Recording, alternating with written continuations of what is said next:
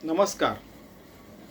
तरी ज्ञानशक्तीचे नि पाडे, हे आघवे चिगा थोकडे, ऐसे सामर्थ्य असे चोखडे, ज्ञानी इये. ही 54वी ओवी आहे ज्ञानेश्वरी नित्यपाठमधली. स्वामी स्वरूपानंदांनी, माझे सद्गुरू स्वामी माधवनाथांचे सद्गुरू, त्यांनी या 108 ओव्या गोळा केलेल्या तुम्हाला माहिती आहे. तर या 4थ्या अध्यायातली 172वी ओवी आहे. ठीक आहे. आता जसं अपिचेत असी पापेभ्य सर्वेभ्य पापकृत्तमः सर्वं ज्ञानप्लवेनैव वृजिनं संतरिष्यसे, ही पण 36व्या श्लोकावर आहे 4थ्या अध्यायातल्या. ठीक आहे. ते अगोदर त्यांनी सांगितलं की जरी कल्मशांचा आगर तू भ्रांतीचा सागरू, व्यामोहाचा डोंगरू होऊन अससी. हे अगोदर सांगितलं की जरी तू खूप पाप केले असेल, खूप भ्रांती असेल मनात, खूप मोह असेल तुझ्यात, तरी पण या ज्ञानापुढे, सद्गुरूंनी दिलेल्या गायडन्स पुढे हे सगळं ठोकळं असतं. आता ते म्हणतायत की तरी ज्ञानशक्तीचे नाही पाडे, की ती जी ज्ञानाची शक्ती असते, ज्ञान म्हणजे आत्मज्ञान, आत्मज्ञान म्हणजेच भगवंत, त्या भगवंताच्या शक्तीपुढे काय, हे आगळेची गा थोकडे एवढूसच आहे. ऐसे सामर्थ्य असे चोखडे ज्ञानी आहे. त्या ज्ञानामध्ये एवढं सामर्थ्य असतं की तुमच्या सगळ्याच्या सगळ्या गोष्टी वाहून चालल्या जातात. ते ज्ञान झाल्यावर आतमध्ये समजा. अशी कित्येक उदाहरण आहे की एक छोटासा असा ओवळा असा येतो, तो गंगेला मिळतोय. आपण ओवळासारखं त्या गंगेत मिसळल्या, ज्ञानगंगेमध्ये आपली पण गंगा होऊन जाते. हो, आपला छोटासा जीव परमात्म्यात विलीन झाल्यावर आपण अनंत कोटी ब्रह्मांड नायकाशी एकरूप होतो. सगळ्याच्या सगळं, मी एकटा नाही, तुम्ही एकटे नाही, सगळेच्या सगळे, सगळ्यांमध्ये भगवंत आहे, सगळे भगवंताशी एकरूप होतात. आहे की नाही? इतकं इथे क्लिअरली लिहिलेलं आहे. मी माझं नाही सांगत आहे, ज्ञानी आहे. याचं आपण इथे ट्रान्सलेशन बघूया. बघा, तरी ज्ञानशक्तीच्या पुढे अरे बाबा हे सगळे किरकोळ आहे, असे या ज्ञानाच्या अंगी निर्दोष सामर्थ्य, निर्दोष की त्याच्यात काहीच दोष नाही, की हे ज्ञान झाल्यावर सगळं आपण निर्दोष, स्वतः पण आपण निर्दोष होऊन जातो. असे कित्येक उदाहरण आहेत. वाल्याचा वाल्मिकी, अंगुलीमाल तुम्हाला माहिती आहे, बुद्धदेवांनी, वाल्याचा वाल्मिकी म्हणजे नारदांनी. नारद तुम्ही बघा का जबरदस्त, आपल्या शिष्याला म्हणजे प्रल्हादाला, इवन ध्रुवाला, इवन वाल्मिकींना त्यांनी पुढे केलं. सर्वोत्कृष्ट सर्वोत्तम भक्त कोणतं? प्रल्हादाचं पहिलं नाव आहे. म्हणजे तुम्ही बघा सद्गुरूंची कृपा काय असते, की शुद्धातलं शुद्ध प्रल्हाद असो, ध्रुव असो, की कितीही पाप केलेले असतो, वाल्याचा वाल्मिकी होतो. कोणी रत्नाकर म्हणतात, रत्नाकराचा वाल्मिकी झाला. अंगुलीमाल, ठीक आहे. अशी कित्येक उदाहरणं, अशा नुसती लिस्टच्या लिस्ट काढू शकतो. हे आपल्या ग्रंथातले सांगितलेले आहेत. आता आधुनिक काळात तुम्ही बघाल तर असे पण खूप उदाहरण आहेत, खूप आहेत. म्हणजे स्वामीजींकडे असे कित्येक लोक यायचे की म्हणजे काय मुंबईचे यायचे. एकदा एका मिसेस बरोबर, हे चेन स्मोकर, हो कसं करायचं, चेन म्हणजे सतत सिगरेट पितात, काय करायचं.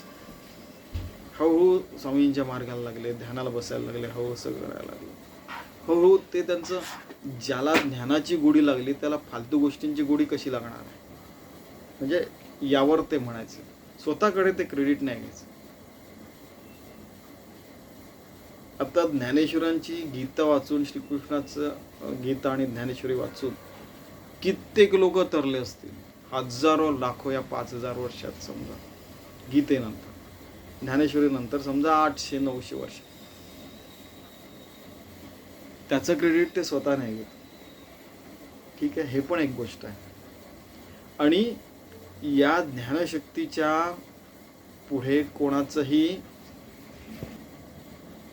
तर या ज्ञानशक्ती पुढे कोणाचंच चालत नाही. कारण की ज्ञानाची शक्ती, ज्ञ म्हणजे काय, आत्मज्ञान. ज्ञ म्हणजे काय, हे परमात्मा, हा पूर्ण परमात्मा. आत्मज्ञान, आत्मा म्हणजे अयम आत्मा गुडाकेश, हे सगळं काय, ज्ञान, आत्मज्ञान, ब्रह्मतत्व, नाम, नामस्मरण, स्मरण, सत्शिष्य, सद्गुरू, सत सगळीकडे.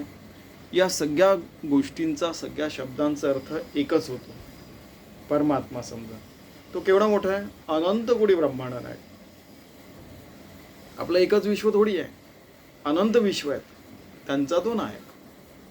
तर त्याच्यापुढे तुम्ही विचार करा, एवढूसा तो माणूस, त्याचं एवढूसं त्याचं मन, एवढूसा त्याचा जीव, त्याचं काय चालणार आहे की नाही. आपण दुसरीकडनं विचार करू, समजा त्याच्या सामर्थ्यापुढे कोणाचं चालणार आहे असं. त्यामुळे भक्त लोक असे म्हणतात, देवा तुझ्या सामर्थ्यापुढे मी काय.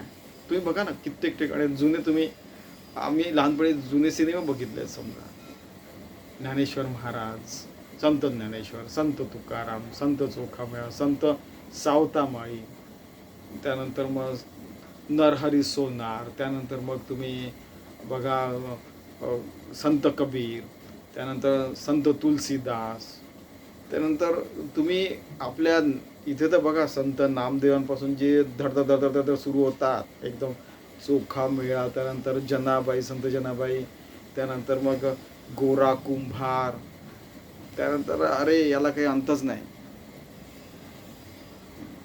ठीक आहे, निवृत्ती ज्ञानदेव, सोपानदेव, मुक्ताबाई, एकनाथ नामदेव, तुकाराम, एकनाथ आहेत. आणि सगळ्यांना विठ्ठलाचा, परमात्म्याचा निर्गुण आणि सगुण दोघांचा एक्सपिरियन्स, अनुभव. त्यांच्या पुढे काय चालणार आहे, केवढे शक्तिशाली असतात. तर आपण आपले कर्म आहे त्याला अर्पित व्हावे. प्रत्येक श्वास, प्रत्येक हृदयाचा ठोका, प्रत्येक डोळ्याची उघडझाप, प्रत्येक कर्म सगळं भगवंताला समर्पित होईल. आपला अभ्यास भगवंताला समर्पित होईल. आपलं स्वयंपाक भगवंताला समर्पित होईल. आपलं वागणं, बोलणं, चालणं भगवंताला समर्पित होईल. असं राहावं, जेणेकरून आपल्याला ते आत्मज्ञान स्वतःमध्ये ॲब्सॉर्ब करून गेले, स्वतःमध्ये ते सामील करून गेले. आत्मज्ञान म्हणजेच भगवंत. विभक्त नसावे तरीच भक्त म्हणा. त्यानंतर युज युंजती योगा, आपण भगवंत शेक रूप. मग काहीच नाही राहिलं, काहीच नाही, फक्त एक परमात्मा सर्वत्र आहे असं आपल्याला जाणवायला लागेल. तर असं इतकं सुंदर कर्महीच पूजा, असं 24 तास आपण जीवन जगायचा प्रयत्न करूया आणि त्या भगवंताचं सामर्थ्य अनुभवाचा प्रयत्न करू आपण. धन्यवाद.